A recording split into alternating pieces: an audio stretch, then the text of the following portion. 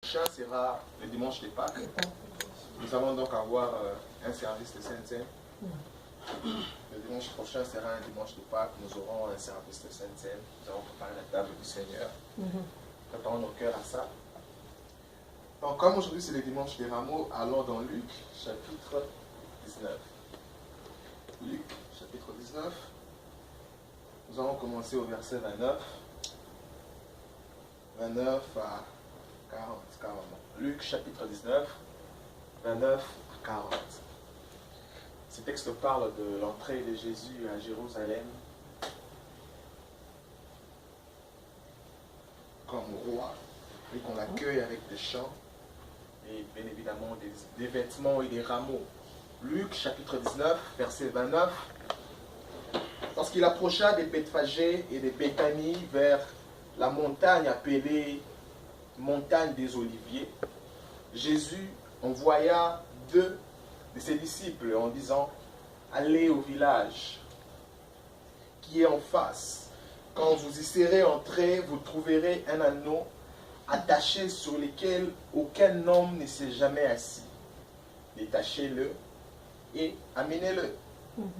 Verset 31. Si quelqu'un vous demande pourquoi le détachez-vous, vous lui répondrez: le Seigneur en a besoin. Quelqu'un connaît cette phrase-là, n'est-ce pas? Yes. Ceux qui étaient envoyés allèrent et trouvèrent les choses comme Jésus leur avait dit. Si c'est votre Bible, soulignez ça. Ceux qui étaient allés trouvèrent les choses comme Jésus leur avait dit. Comme ils détachaient l'anneau, ses maîtres leur dirent: pourquoi les détacher? Pourquoi détachez-vous l'anneau? Ils répondirent: le Seigneur en a besoin. Et ils amenèrent à Jésus l'anneau, sur lequel ils jetèrent leurs vêtements et firent monter Jésus. 36. Quand il fit en marche, les gens étendirent leurs vêtements sur le chemin, et lorsque déjà il approchait de Jérusalem, vers la descente de la montagne des Oliviers, toute la multitude des disciples, saisis de joie, s'est mis à louer Dieu à haute voix pour tous les miracles qu'ils avaient vus. Ils disaient: béni soit le roi qui vient au nom du Seigneur, paix dans les ciels et gloire dans les lieux très hauts. Quelques pharisiens du milieu de la foule dirent à Jésus: Maître, réponds tes disciples. Et il répondit: je vous l'ai dit, s'ils se taisent, les pierres crieront. Amen. Amen. Le thème que je nous proposerai ce matin serait: Dieu peut se servir même d'un anneau. Dieu peut se servir même d'un anneau. Dieu peut se servir même d'un anneau. Nous sommes dans le contexte où Jésus vient de passer 3 ans de son ministère, et ça a été 3 ans d'un ministère comme aucun homme n'a jamais vécu sur la terre. Sa renommée commençait à être connue de toutes les villes des alentours, son Facebook, son YouTube, son Instagram, son bande d'affiches sur les rues.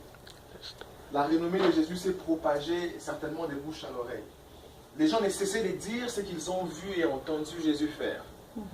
Et dans 3 ans de sa marche et de son ministère avec les disciples, la renommée de Jésus s'est tellement étendue que cette fois-ci, c'était à 1 semaine de sa mort. Jésus devait mourir la semaine prochaine. D'ailleurs, il serait arrêté le vendredi de la semaine qui commence ici. Et il entrait cette fois-ci à Jérusalem comme roi. Et lorsque Jésus devrait entrer, dans le temps, les rois entraient dans des villes comme ça. C'était comme par coutume, après les grandes conquêtes, quand le roi allait en bataille, il revenait avec des chevaux et les femmes chantaient. Vous vous rappelez l'histoire de David? Les femmes chantaient. Et les femmes mettaient aussi quelques de leurs vêtements par terre pour honorer les rois qui est revenu avec de très grandes conquêtes et de très grandes victoires. Et ici, pour que le peuple de Jérusalem reconnaisse l'œuvre, les ministères de Jésus, ils ont voulu aussi honorer Jésus en entrant comme un roi. Alors les rois dans le temps entraient avec des chevaux, des armures, c'était un cortège qui faisait peur. Lorsqu'on voyait un roi entrer, on savait qu'il s'agissait d'un roi. Mais les premiers paradoxes qui m'intriguent dans ces textes, c'est lorsque Jésus envoie les disciples aller chercher l'anneau. Il dit, lorsque vous irez chercher l'anneau, il serait possible que vous remarquerez une résistance. On vous demandera pourquoi est-ce que vous êtes sur le point de vouloir prendre cet anneau. Et Jésus était en train de dire, dites-leur, les seigneurs en ont besoin. Ça, c'est un paradoxe qui m'a toujours dépassé. Dites-leur, les seigneurs en ont besoin. Comment? Comment est-ce qu'un seigneur sera dans le besoin? N'est-ce pas les seigneurs propriétaires de toutes choses? Comment est-ce que le Seigneur se place dans une position de besoin? Le besoin veut dire manque. Le besoin veut dire carence. Le besoin veut dire qu'on n'en a pas, qu'on en désire. Vous voyez, on désire quelque chose et on n'en a pas dans le présent. C'est un peu ça le besoin. Il dit, allez leur dire que le Seigneur, dans sa grandeur, dans son jour de gloire, il en a besoin. Il a besoin de quoi? D'un anneau. Et dans le temps, le Seigneur aurait dû, même s'il aurait besoin de quelque chose, il aurait dû besoin d'un cheval. Il aurait dû besoin de quelque chose qui serait un peu plus luxueux. Allons en Proverbe 30. Allons en Proverbe 30. Il aurait dû un peu organiser son cortège différemment. Proverbe 30, le verset 29 à 31. Proverbe 30, 29 à 31.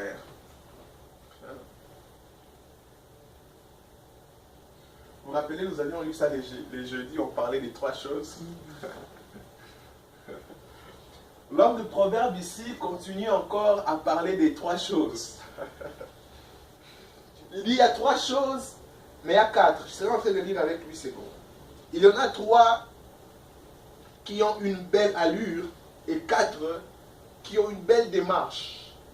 Les lions, les héros des animaux, ne reculant devant qui que ce soit. Des deux, les chevals, tout équipés, ou les boucs. Des trois, les rois à qui personne ne peut résister. Il y en a quatre qui ont une belle démarche. Et Jésus ici est la peinture du roi. Mais lorsqu'il veut entrer dans Jérusalem, les rois s'attachent souvent avec les chevaux. Mais à notre très grande surprise, le roi va chercher un anon. Vous savez, l'anon, c'est les petits d'une ânesse. C'est l'enfant. C'est comme le lion, sauf qui est l'enfant du lion. L'anon, c'est les petits d'une ânesse. Jésus dit, allez, prenez pas une ânesse, prenez un anon. Et ce qui me dépasse encore, il ajoute, il dit, prenez un anon sur qui personne n'est jamais monté. Prenez un anon qui n'a pas d'expérience. Prenez un anon qui n'a jamais connu quelque chose du genre. Vous savez, même dans des lieux professionnels, avant d'engager quelqu'un, on demande son CV, des curriculum vitae, n'est-ce pas?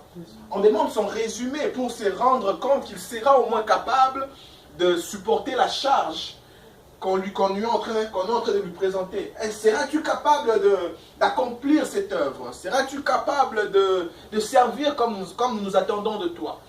Seras-tu capable de porter les rois? Est-ce que son poids sur tes épaules ne sera pas sur toi une charge qui finira par t'épuiser? Mais c'est Jésus lui-même qui parle. Il dit, partez et cherchez-moi non pas un cheval. Le cheval là est cité parmi les trois animaux qui ont des belles allures. Il dit, ne prenez pas un cheval, mais prenez-moi un anon. Mais Jésus, tu es en train d'être reçu comme un roi. Pourquoi désires-tu un anon? Jésus, tu es en train de vouloir entrer dans Jérusalem. Tout le monde entendra ta venue comme un roi, avec des triomphes. Pourquoi désires-tu un anon? Et pas n'importe quel anon, qui n'a pas d'expérience, qui ne connaît absolument rien de ce genre. C'est paradoxe. Et quelque chose qui symbolise l'image de la grâce. Ça peint l'image de la grâce. Ce que Jésus était en train de faire, il n'était pas le premier à le faire. Il y avait des gens qui faisaient louer des chevaux et des boucs. Les chevaux, c'était pour les riches, les boucs, c'était pour le pauvre. Parce que le bouc a aussi une belle démarche. Ouais. La Bible a dit ça, n'est-ce pas? Les chevaux, le roi entrait dans les grandes villes avec des chevaux. C'est comme quelqu'un qui arrive dans une ville et qui veut louer une voiture. Il loue la voiture par rapport à sa poche. Là, qui se feront taper une Cadillac, une Lamborghini pour une semaine. Et puis il y a d'autres qui ne pourront avoir que une Toyota second hand. D'autres pourront encore avoir une Toyota toute nouvelle. D'autres iront carrément chercher un petit vélo vite fait. Ouais. D'autres encore n'auront pas les vélos, mais vont faire toutes les courses à pied. Ça dépend des moyens. Alors Jésus ici était sur le point de vouloir démontrer sa royauté, mais il choisit quelque chose qui est plus bas. Il va prendre un anneau. Oh, pourquoi tu ris quand je dis le vélo? Il va prendre un anneau. Ce texte m'avait beaucoup ébloui lorsque j'étais en train de lire ça. Il va prendre un anneau sur lequel personne n'est monté. Un anneau qui n'a presque pas d'expérience. Il dit, j'ai été choisi toi. N'y avait-il pas de chevaux qui étaient beaucoup plus expérimentés? Quelle serait la catastrophe et le scandale d'avoir cet anneau qui est incapable de porter la lourde charge de Jésus sur ses épaules et tomber devant les gens? Un anneau qui fléchit alors que les gens sentent Hosanna, c'est Jésus qui fléchit. Jésus, es-tu sûr que tu veux que cet anneau te porte? Vous voyez, toutes les fois que Dieu donne une mission à quelqu'un, l'une des choses qui démontre que cette mission vient de Dieu, la mission doit paraître si grande que la personne. Amen. Vous devez minimiser la personne vers qui Dieu donne une mission. Amen. Les missions de Dieu ressemblent toujours aux missions impossibles. Seigneur, pourquoi tu ne prends pas un cheval? Pourquoi tu ne prends même pas un lion? Proverbe dit, il y a 4. Pourquoi tu ne prends même pas un lion? Mais tu vas chercher un bouc qui peut te foutre la honte. Vous savez, quand Dieu commençait à m'appeler, je lui disais, Seigneur, attends, tu es sûr? Tu es sûr que tu me veux, moi, je ne suis pas un lion. Donc je te rappelle déjà que je ne suis pas un lion. Je ne suis même pas un bouc. Il dit, allez me chercher un anneau. Vous savez, lorsque le grand Élie était en train de pleurer dans 1 Roi chapitre 19, il pleurait, il disait à Dieu, je suis resté le seul. Et que tous les enfants d'Israël t'ont abandonné. Vous vous rappelez que c'était la réponse de Dieu? Allons-y dans Romains, j'aime la version de Romains. Romains chapitre 11, commençons le verset 4 à 5. Romains chapitre 11, commençons le verset 4 à 5.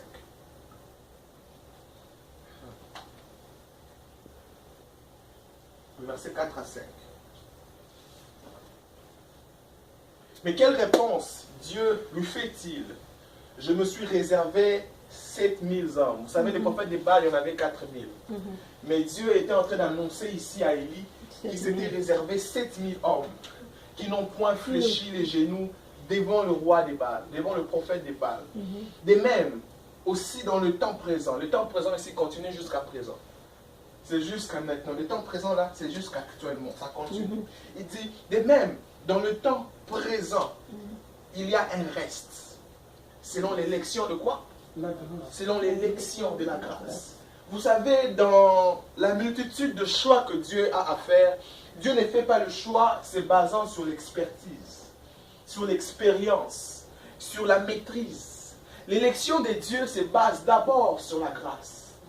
Il dit, selon l'élection de la grâce. Même lorsque le grand Élie pensait être le seul, Dieu lui dit, non, non, non, non, attention, tu n'es pas le seul.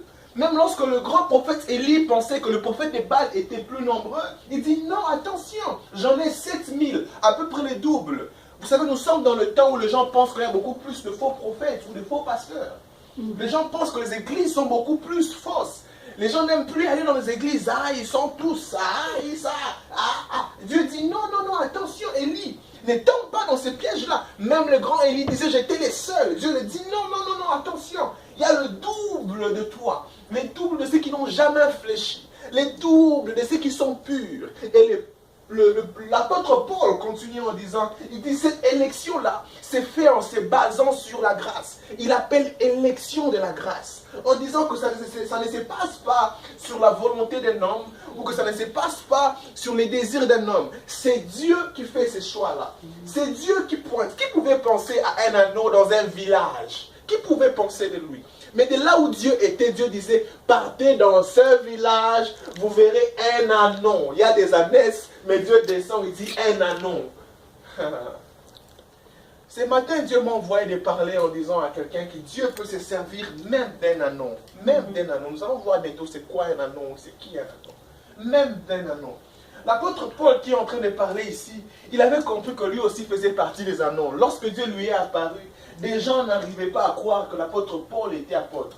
On disait de lui non. Seuls les apôtres sont ceux qui ont marché avec Jésus. Eux sont apôtres. Toi, tu n'as pas vu Jésus. Toi, tu es soi-disant devenu Paul. On te connaît, toi, tu es Saül. Il y a des gens qui l'appelaient Saül. On dit, on te connaît Paul. Tu es Saül. Qu'est-ce qu'il y a, tu veux nous mentir en Paul? Tu es Saül. Tu n'as jamais marché avec Jésus. Ainsi, tu n'es jamais apôtre. Mais l'apôtre Paul était en train de vouloir défendre son apostolat. Il disait ça de temps en temps.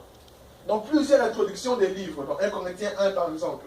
1 Corinthiens 1, les premiers versets. Il dit, moi, apôtre Paul, appelé selon la volonté de Dieu. Il dit, moi, apôtre, appelé selon non pas la volonté de qui que ce soit, selon la volonté de Dieu. Il est important de commencer à mettre les bases que sur ce que Dieu t'a appelé à faire, ou ce que Dieu veut faire avec qui que ce soit ici, ou sur ce que Dieu veut accomplir avec la vie de qui que ce soit ici. Dieu ne le fera pas d'abord selon la volonté de qui que ce soit, Dieu le fera selon sa propre volonté. Amen. Quelquefois, nous pensons que c'est nous qui demandons à Dieu de nous faire du bien, alors que c'est la pensée de Dieu initiale de nous faire du bien. C'est Dieu qui a été le premier à penser à notre bonheur. C'est Dieu. Lorsqu'il créait, même avant que tout ce que nous soit, Dieu ne cessait de dire qu'il a vu qu'il était bon. Il a vu que c'était bon. Il a vu que c'était bon. Vous vous rappelez de l'histoire de la création? Il a vu que c'était bon. Il a vu que c'était bon. C'était la pensée de Dieu de nous faire du bien avant que nous puissions penser du bien sur nous-mêmes. Je veux dire à quelqu'un ici, Dieu a planifié pour toi avant que tu n'apprennes à même à planifier. Dieu a un plan pour la vie de quelqu'un ici. Quelqu'un se rappelle de Jean 1, 11 à 13. Quelqu'un se rappelle de ça? Elle est venue vers les siens, elle suit la parole. Et les siens ne l'ont point reçu. Mais à tous ceux qui l'ont reçu, elle leur a donné le pouvoir de devenir enfants de Dieu, lesquels sont nés ni de la volonté de la chair, ni de la volonté de l'homme, ni de la volonté d'une femme. Et il conclut en disant, mais de la volonté de Dieu. Lesquels sont nés ni de la volonté de la chair. C'est une abomination de croire que ce qui va t'arriver dans la vie ne t'arrivera que par une volonté quelconque humaine. Never. Amen. Je peux imaginer l'ânon attaché à un arbre en disant ici au moins je vais manger. Lorsqu'on vient lui chercher, l'ânon dit non, laissez-moi ici, il faut m'amener où? Il y a un adage dans mon pays qui dit, je vais dire ce que je vais introduire. Tabac. Il y a un caca. Alors très souvent là où, ça veut? Tu as dit ça? Tu as dit ça? J'ai rien la bouche de Dieu. J'ai entendu un lingala ici, je me pose là. Frère, tu penses avoir l'onction de lingala? Cet adage-là veut dire qu'un bouc ou une chèvre ne mange qu'à la longueur de la distance de sa corde. Et très souvent, on les attache comme ça, déjà là où il y a un vert pâturage. Au moins là-bas, partout où il irait, il serait en train de manger. Vous voyez? Et je peux imaginer l'ânon voir les disciples venir les chercher pour le ramener vers là où Jésus l'appelait. L'ânon dire non, écoutez, ici au moins, je mange. Laissez-moi ici. Vous m'amenez où? L'ânon représente la vie. L'ânon représente une destinée. L'ânon représente une personne. L'ânon représente, ça peut représenter une famille, un foyer.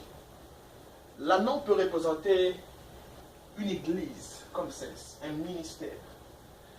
L'ânon peut représenter ce qui peut se nourrir et ce qui peut grandir. La plus grande bêtise que l'ânon ferait serait de refuser d'aller vers Dieu lui amener pour se contenter de la brousse qu'elle a de temps en temps. L'ânon dirait, écoutez, non, moi je n'ai jamais porté de personne, Donc là où vous m'amenez, je n'ai pas d'expérience pour ça. Et des deux là où vous m'amenez, il n'y a aucune assurance que je vais manger. C'était en soi-disant une montagne.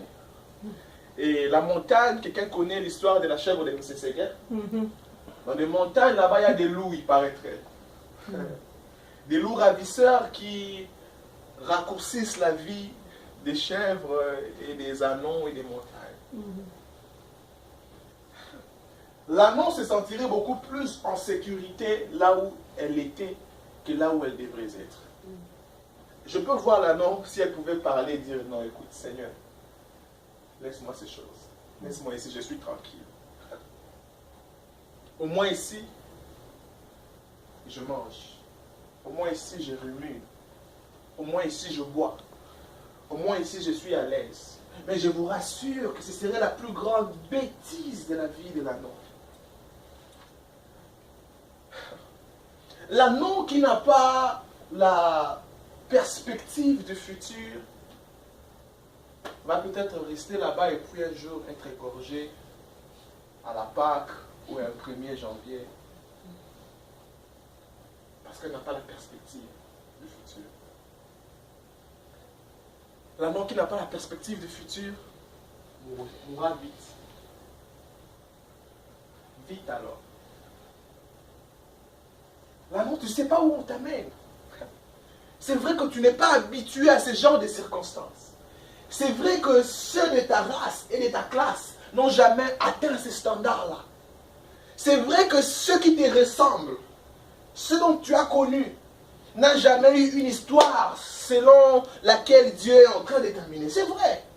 Tu peux avoir raison selon les calculs humains. Voilà pourquoi la Bible dit que ceux-là sont nés ni de la chair, ni d'un homme, ni d'une femme. Ici sur la terre, tout enfant de Dieu. Nous devons être clairs et point et net dans ce sens-là. Il n'y a rien de ce qui n'est été donné sur terre ici, si ce n'est Dieu qui te l'a donné. C'est-à-dire, Dieu te le donne d'abord, alors quelqu'un ici sur la terre te le donne aussi. C'est pour cette raison-là qu'il a fallu que Jésus prenne chair. Pourquoi? Car Dieu a tant aimé le monde qu'il a donné son Fils unique. La Bible dit que Jésus est l'agneau de Dieu qui fut immolé avant la fondation du monde. Jésus avait été donné avant qu'il ne prenne chair. Lorsque le prophète Ésaïe prophétise sur la venue d'Emmanuel, Jésus était déjà donné. Le prophète Ésaïe prophétise sur la venue d'Emmanuel et ça prend à peu près 400 ans pour que Jésus devienne chair. Yes. Ça prend à peu près plus d'ailleurs, plus de 400 ans pour que Jésus devienne chair. Et Jésus devient chair et il marche parmi les hommes. Et Jésus meurt, il meurt pour le salut des hommes. Jésus est devenu homme pour que l'homme comprenne que très souvent les solutions de Dieu passeront par l'homme. Très souvent. Très très souvent. Yes. Que les solutions de Dieu passeront souvent par l'homme. C'est ça le miracle. L'homme étant la solution de Dieu. C'est ça le miracle. Dieu passant par l'homme. Pour te demander c'est donc pourquoi tu priais seul. Tu étais seul dans la chambre, tu priais seul. Et lorsque Dieu te répond, il te répond par un homme. J'étais en train de parler avec Constance ce matin ici. Comment un frère nous a posé un problème et que nous avions la solution à son problème. Nous avons même répondu à son problème immédiatement qu'il nous les a posés. Mais à l'heure où il est en train de nous parler maintenant, il se demande, il dit, Seigneur, touche son cœur. Oh Seigneur. Touche son cœur. Oh Seigneur, touche son cœur. Son problème a déjà été résolu. Nous, on ne l'a pas seulement encore appelé pour lui dire que ça a été résolu. Constant, tu témoignes de ça, non? Nous, on ne l'a pas appelé pour lui dire que ton problème a été résolu. Son problème a déjà été résolu. Amen. Maintenant, nous, quand on va l'appeler, nous allons l'annoncer que ton problème a été résolu. Et on l'a simplement dit, non, ne t'inquiète pas, ça va aller, Dieu va agir.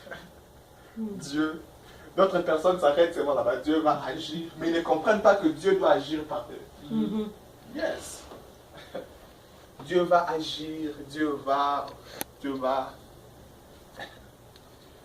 Et si là où il est maintenant là, il peut être en train de s'inquiéter. Ah, il dit, Seigneur, touche leur cœur, touche son cœur, touche qu'ils comprennent, touche s'il te plaît. Alors que Dieu a déjà touché et que Dieu a déjà agi, Dieu a même déjà libéré. La solution à sa prière existe déjà.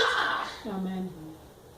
Mais lui, ici, il s'est choisi de se soucier de rester dans le présent, sans perspective de ce que Dieu peut faire ou de ce que Dieu a fait de lui. Il restera souffrir de là où il est, pourtant que Dieu a déjà libéré la solution. L'annon doit être en mesure, quelquefois, d'accepter les risques de l'inconnu quand Dieu t'appelle. Accepte les risques de l'inconnu. Quelquefois. Accepte le risque de l'inconnu. On m'amène où? Dieu m'amène où? Dieu veut faire de moi quoi? Ça me coûtera ce que j'ai déjà comme un acquis. J'avais une de mes amies qui aimait souvent dire cet adage ici. Il disait quelquefois dans la vie, il faut faire comme un singe. Tu ne sautes pas vers une autre étape dès que tu n'as pas touché une autre étape.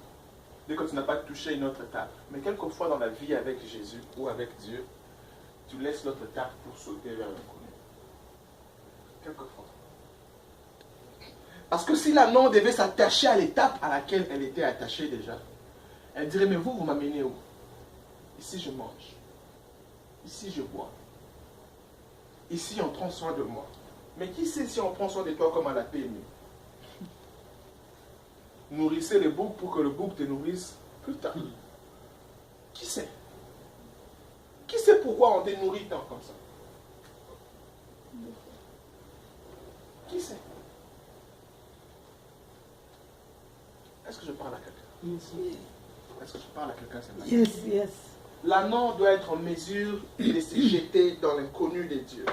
Et la Bible disait que c'était par, non pas la chair, non pas la volonté des hommes, mais par la volonté de Dieu. Nous avons dit ça, ça s'appelle l'élection par la grâce.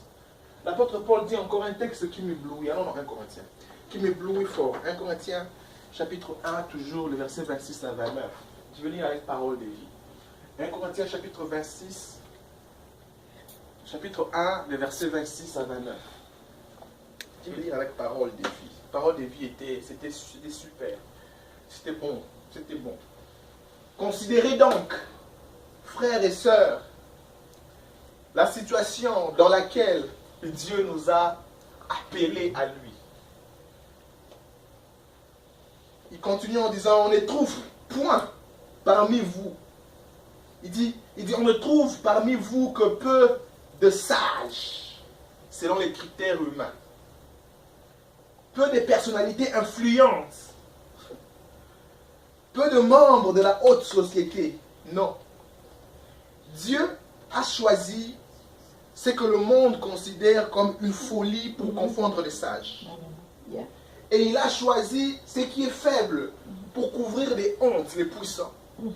Dieu a porté son choix sur ce qui n'a aucune noblesse et que le monde méprise, sur ce qui est considéré comme insignifiant, pour réduire à néant ce que le monde estime important.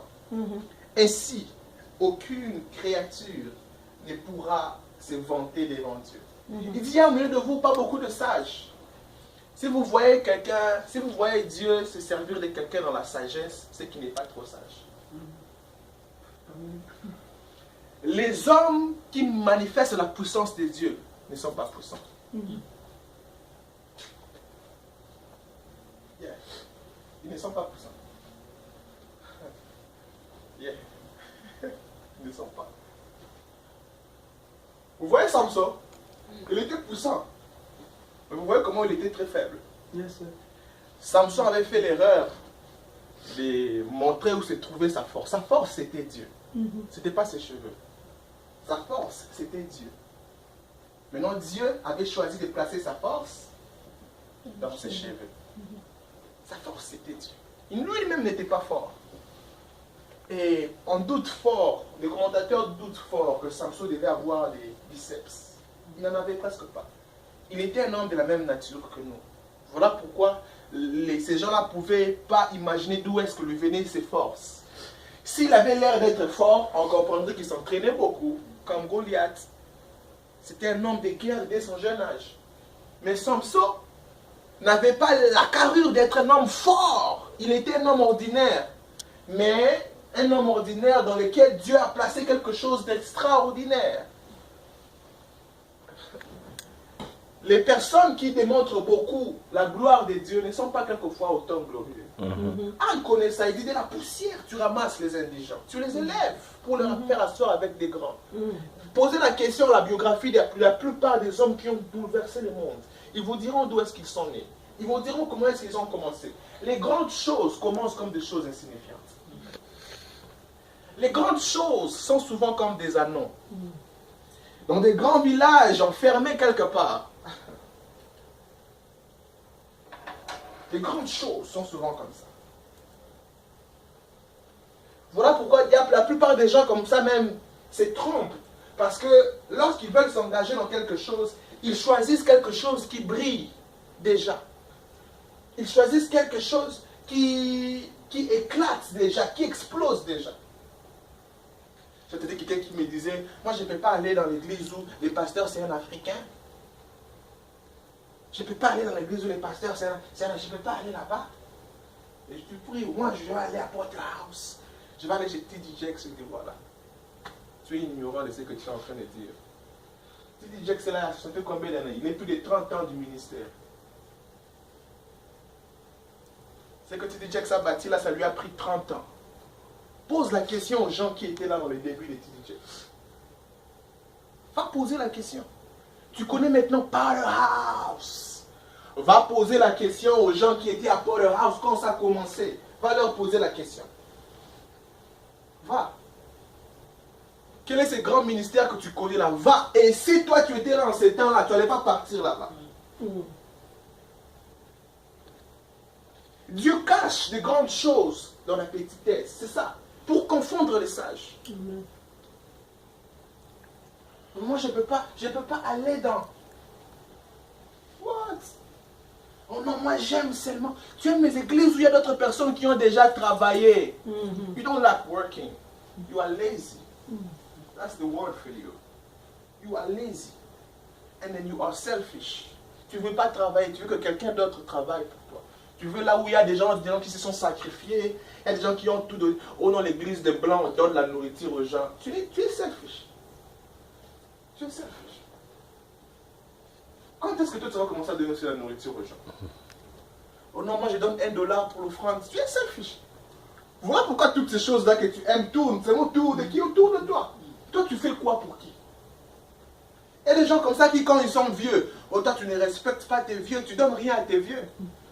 Maintenant, quand ils voient aussi les petits, toi tu ne donnes rien à tes petits, tu ne donnes rien à tes petits. Donc, il y a des personnes pour qui ils sont petits, il y a des personnes pour qui ils sont aussi vieux. Dans toute la classe, eux veulent qu'on leur donne. Si le principe c'est que les vieux doivent donner aux petits, toi aussi donne à ceux qui sont tes petits, donne-leur. Vous voyez? Si le principe est que non, les petits doivent donner aux vieux, toi aussi identifie ceux qui sont vieux pour toi, et fais quoi? Et donne-leur. Pourquoi c'est seulement à toi qu'on doit donner? You are selfish. You are selfish. Et l'apôtre Paul est en train de dire ici, il dit Dieu sait confondre les sages. Il sait confondre les puissants. Il sait confondre les hommes qui ont la connaissance de ces siècles présents. Il sait leur confondre. En évitant de choisir un chevaux, ou un cheval, ou un lion. Et il choisit un anneau.